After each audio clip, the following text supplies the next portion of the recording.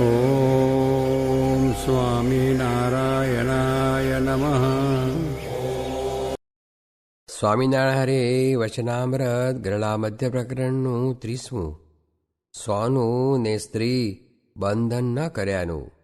સ્વામિનારાયણ હરે સંવત 1879 દ્વિતીય ચૈત્ર સુધી 9મીને દિવસ સ્વામી શ્રી સહજાનંદજી મહારાજ શ્રી ગરડા મધ્યે દાદા ખાચરના દરબારમાં શ્રી વાસુદેવ નારાયણના મંદિરની ઓસરીએ ગાદી તકિયા ઉપર વિરાજમાન હતા. ને શ્વેત ખેસ પહેર્યો હતો, ને શ્વેત ચાદર ઓઢી હતી, ને કાળા છેડાની ધોતલી મસ્તકે બાંધી હતી, ને ધોળા પુષ્પનો હાર પહેર્યો હતો, ને ધોળા પુષ્પનો તોરો પાગમાં લટકતો હતો, ને પોતાના મુખારવિંદની આગળ સાધુ તથા દેશ દેશના હરિભક્તની સભા ભરાઈને બેઠી હતી. પછી શ્રીજી મહારાજ બોલ્યા, જે શ્રીમદ ભાગવત આદિક જે સત્શાસ્ત્ર તે સત્ય છે, અને એ શાસ્ત્રમાં જે કહ્યું હોય તે તેવી જ રીતે થાય છે, પણ બીજી રીતે થતું નથી. જુઓને, શ્રીમદ ભાગવતમાં સુવર્ણને વિશે કળીનો નિવાસ કહ્યો છે, તો તે સુવર્ણ અમને દીઠું પણ ગમતું નથી. અને જેવું બંધનકારી સુવર્ણ છે તેવું જ બંધનકારી રૂપ પણ છે. કેમ જે જ્યારે રૂપવાન સ્ત્રી હોય ને તે સભામાં આવે ત્યારે ગમે તેવો ધીરજવાન હોય તેની પણ દ્રષ્ટિ તેના રૂપને વિશે તણાયા વિના રહે નહીં.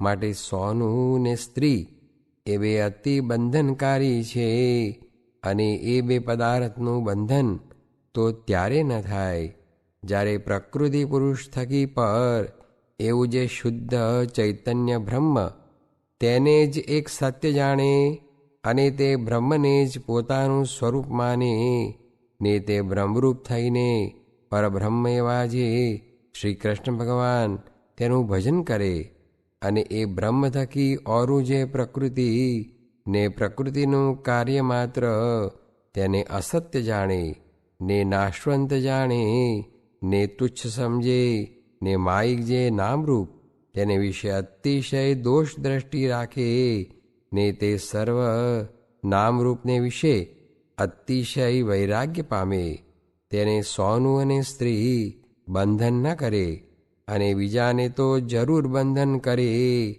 ઇતિ વચનામૃતમ. એ રીતે ગરડા મધ્ય પ્રકરણનું 30મું વચનામૃત જે તે થયું. સ્વામિનારાયણ સ્વામીએ વાત કરી છે, આજ તો મહારાજ કહે સૌને ભીડામાં લેવા છે, ને સૌને એકાંતિ કરવા છે, ને વાસના હશે તો સૂર્યના લોકમાં થઈને બાળીને લઈ જાશું. સ્વામિનારાયણ હરે સ્વામીએ વાત કરી છે, ઉપાસના દ્રઢ હોય ને ધન સ્ત્રીમાં લેવાઈ જાય તે અલ્પ દોષ કહેવાય. ત્યારે હરિશંકરભાઈએ પૂછ્યું છે, લોકમાં તો જે ન લેવાતો હોય તેનું સારું દેખાય. ત્યારે સ્વામી બોલ્યા છે, લોકનું શું કામ છે, મૂળ તપાસો ને. સ્વામિનારાયણ હરે સ્વામીએ વાત કરી છે, મોટાનું સેવન 1 વર્ષ કર્યું હોય તો પણ તેની મોટા ખબર લીએ છે. જેમ આરુણી ઉપમન્યુ કૂવામાં પડી ગયા હતા ત્યારે તેના ગુરુ ખોળતા ખોળતા ત્યાં ગયા તેમ. સ્વામિનારાયણ હરે સ્વામીએ વાત કરી છે, ભગવાનને રોટલા દેવા હશે તો આકાશમાંથી દેશે, નહીં દેવા હોય તો ઘરમાંથી પણ બળી જશે. સ્વામિનારાયણ હરે સ્વામીએ વાત કરી છે, નામી વિના નામથી કામ સરતું નથી. નામ તે ફૂલ છે ને નામી તે ફળ છે. સ્વામિનારાયણ હરે સ્વામીએ વાત કરી છે, મોટા સાધુના સમાગમથી વિષય ટળી ગયા છે તો પણ નથી ટળ્યા જેવું જણાય છે. તેનું કારણ એ છે જે તરવારમાં મર્યા લાગ્યા હોય તો સરાણે ચડાવેથી મટી જાય, પણ બહુ કાટ લાગીને માઈ સાર પડી ગયા હોય તો મટે નહીં. તે ક્યારે મટે તો તેને ગાળીને ફરી તરવાર કરે ત્યારે મટે. તેમ આ જીવમાં વિષયના સાર પડી ગયા છે, તે દેહ મૂકીને બ્રહ્મરૂપ થશે એટલે ટળી જશે.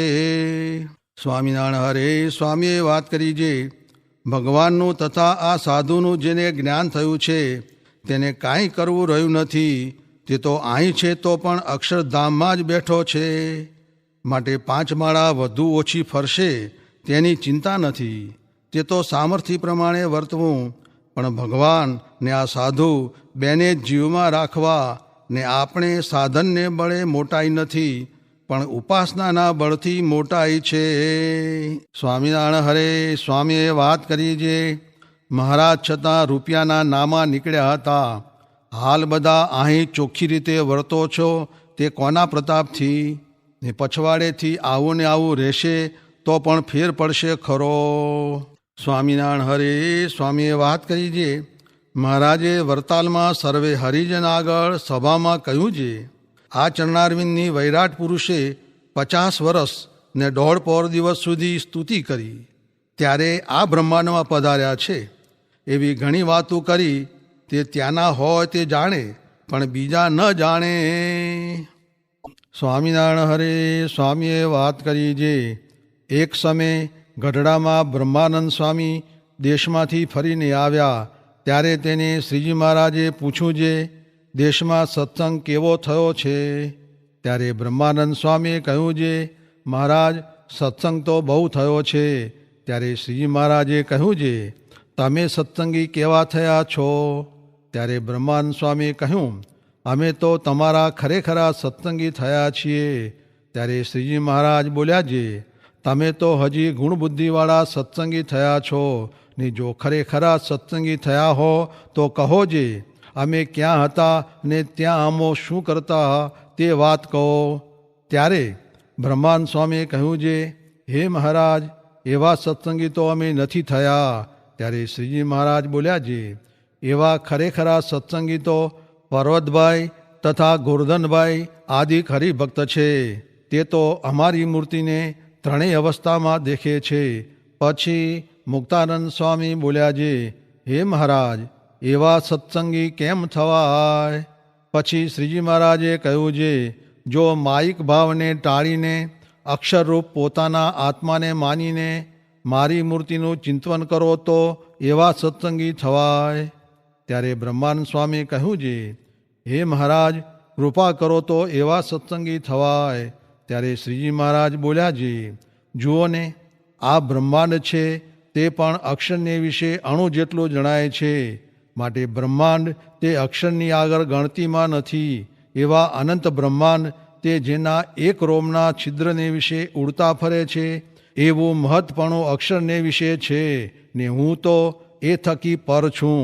ને એવા જે અમે તે અક્ષરધામમાંથી અહીં આવ્યા તે વચ્ચે પ્રકૃતિ પુરુષના લોકમાં ન રહ્યા તથા પ્રધાન પુરુષના લોકમાં ન રહ્યા તથા અનંત ધામ તથા અનંત બીજા સ્થાનક તેમાં ક્યાંય ન રહ્યા. ને અમારી આગળ આ બ્રહ્માંડને વિશે જે જીવ તે શી ગણતીમાં છે? કાંઈ ગણતીમાં નથી. એવા જે અમે તે કૃપા કરીને તમારી ભેગા આવીને રહ્યા છીએ ને તમારી આગળ વાત કરીએ છીએ ને ભાઈ બંધાઈ કરીએ છીએ તથા નિત્ય દર્શન દઈએ છીએ તથા જમાડીએ છીએ તથા નામ લઈને બોલાવીએ છીએ ઇત્યાદિક અનેક પ્રકારે કરીને તમારી સાથે પ્રીતિ કરીએ છીએ તથા ઓળખાણ કરીએ છીએ.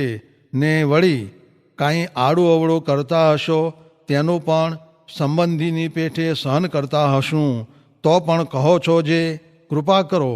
પણ હવે તે કેટલી કૃપા કરીએ? ત્યારે બ્રહ્માનંદ સ્વામી બોલ્યા જે હે મહારાજ તમે કૃપા તો બહુ કરી છે પણ અમારે માયાનું આવરણ તેણે કરીને સમજાય નહીં. ત્યારે શ્રીજી મહારાજ બેઠા હતા તે ઊભા થઈને પછેડી ઓઢી હતી તે હેઠે મૂકીને બોલ્યા જે હવે માયાનું આવરણ કાંઈ છે? કરો દર્શન. ત્યારે બ્રહ્માનંદ સ્વામીએ કહ્યું જે આવી કૃપા તો અમે નહોતા સમજ્યા. એવી રીતે શ્રીજી મહારાજે પોતાના મહિમાની બહુ વાત કરી. સ્વામિનારાયણ ભગવાનની જય. અક્ષર પુરુષોત્તમ મહારાજની જય. ગુણાતીતાન સ્વામી મહારાજની જય. ભગતજી મહારાજની જય. શાસ્ત્રીજી મહારાજની જય, યોગીજી મહારાજની જય, મહોત્સવની જય જય જય. વાહ. જળજીનો ઉત્સવ ઠાકોરજી બેઠા છે ત્યારથી જ આ ઉત્સવ ઉજવાય છે. અને આ પ્રસાદીની નદી એમાં દર વખતે આપણે શાસ્ત્રી મહારાજના વખતમાં અહીં ધરો હતો, અહીંયા જ નવડાવતા, સ્નાન કરાવતા, ઉત્સવ કરતા હતા. ધીરે ધીરે જેમ વિકાસ દુનિયામાં થયો એમ બધે વિકાસ થયો. એટલે આ પ્રમાણે અહીંયા આ નદીની અંદર ડેમ બંધાનો અને નદીમાં પાણી આ રીતે ભરપૂર થયા. એટલે પછી અહીંયા ઉત્સવ આપણે ઉજવીએ છીએ. નવા નીર અને એ આવે એની અંદર ભગવાનને ઝુલાવવાનો આ પ્રસંગ છે, ઉત્સવ છે. અને ભગવાન એ રીતે આ વિહાર કરીને સરોવરની અંદર એમની દ્રષ્ટિ સર્વના ઉપર પડે, સર્વ જીવો સુખી થાય અને સર્વેનું કલ્યાણ થાય. એટલા માટે આવા ઉત્સવો આપણે ઉજવીએ છીએ. ઉત્સવો ઉજવવા એ માણસને પ્રિય છે. ઉત્સવ પ્રિય માનવ કહે છે કે ઉત્સવ પ્રિય માણસો છે એને આવા ઉત્સવ થાય એ બધું બહુ ગમે છે. એમાં ભગવાનની સ્મૃતિ થાય, ભજન થાય અને આપણને એમના સુખનો અનુભવ થાય છે. અહીંયા આગળ આપણે તો મોટી મોટી નદીઓ ભારતની અંદર છે. એ બધા નદીઓનો મહિમા ભગવાનના સ્પર્શે કરીને છે. ગંગામાં વામન ભગવાને અંગૂઠો જ અંદર બોર્યો છે તો એનો મહિમા આજે બહુ જ છે. અને એ ગંગાનું મહાત્મા આપણે સમજીએ છીએ અને ત્યાં પણ દર્શન છે. જમનાનો પણ વિહાર છે કે ભગવાન તેમાં સ્નાન કર્યું છે. એમ જ્યાં જ્યાં નદીઓ છે એનો કોઈ રીતે મહિમા છે. આ નદીનો પણ આપણે મહિમા છે. એટલે મહારાજ શ્રીજી મહારાજ અહીંયા ઉત્સવ પણ કરેલા છે અને આ નદીઓમાં સ્નાન પણ કર્યું છે. એટલે આપણે તો આ જે ત્રિવેણી સંગમ છે, ત્રિવેણી સંગમનો મહિમા અલ્હાબાદમાં આપણે બહુ જ સમજીએ છીએ કે ગંગા, જમુના અને સરસ્વતી ત્રણેયનો મેળાપ છે. અને ત્યાં તો મહામેળા થાય છે, કુંભ મેળા પણ થાય છે. લાખો કરોડો માણસ એનો લાભ લે છે. એવી રીતે ભગવાન સંતના સંબંધે કરીને એનો મહિમા છે. તેમ અહીંયા ભગવાન પૂર્ણ પુરુષોત્તમ સહજાન સ્વામી અક્ષરધામના અધિપતિ પોતાના સંતો ભક્તો સાથે અહીંયા આગળ આ લાભ એમને આ પ્રમાણે અહીંયા સ્નાન કરીને પવિત્ર કરેલા છે. એવો ત્રિવેણી સંગમ છે કે આ એક નદી છે, ઉતાવળી નદી કહીએ છીએ. એક બાજુથી ધોળા નદી આવે છે અને આપણા મંદિરનો દરવાજો છે ત્યાં આગળ ફલ્ગુ નદી છે. એ ત્રણેય નદીનો સંગમ અહીંયા થાય છે. એટલે આપણે હવે ત્રિવેણીનો સંગમ થયા બરોબર આપણને પુણ્ય થશે. એના દર્શન કરવાથી, પાણી માથે ચડાવવાથી, સ્નાન કરવાથી બધાને લાભ થશે. કે ત્રિવેણી સંગમ એટલે એનું જે લાભ, એનો જે મહિમા છે એવો જ મહિમા આપણે સમજીએ. એથી અધિક છે કારણ ભગવાન પ્રગટ અહીંયા આપણે સ્નાન કર્યું છે. તો કહેવાનું છે કે આ જે તીર્થોનો મહિમા છે એમાં ભગવાન ત્યાં બિરાજ્યા અને નદીઓમાં સ્નાન થયું એટલે એ પ્રમાણે તીર્થોનો મહિમા છે. ભગવાનને લઈને સંબંધે કરીને આપણે દરેકનો મહિમા સમજાય છે. ભગવાન જ્યાં બેઠા હોય, જ્યાં આગળ પોતે લીલાઓ કરી હોય, ઉત્સવ કર્યા હોય. ગઢડાની અંદર પણ આપણે મહારાજ છે લીમડા નીચે બેઠા, પેલા દાદા ખચાના ઓયડા એ બધાને પગે લાગે છે. ઉત્સવ છે લક્ષ્મીવાડીમાં પણ છે. આપણે ગોકુળ મથુરા જઈએ તો પણ ભગવાન કૃષ્ણ અહીં બેઠા હતા, અહીં આ કર્યું હતું, આ લીલા કરી હતી, એ બધું આપણે જોઈએ વૃંદાવનમાં. એવી રીતે શ્રીજી મહારાજે પણ અહીંયા ફૂલદોરનો મોટો ઉત્સવ કરેલો અને એ પ્રમાણે અહીંયા ઘાટની અંદર નાહવા માટે પણ બધા અહીંયા જે નાઈન ધરો છે ત્યાં. તો કહેવાનું શું છે કે એમ એ ઉત્સવો કરે છે ભગવાન અને એવા એટલે ભગવાન જ્યાં એ તીર્થ બની ગયું. ભગવાનની મૂર્તિ બેઠી એ તીર્થ છે.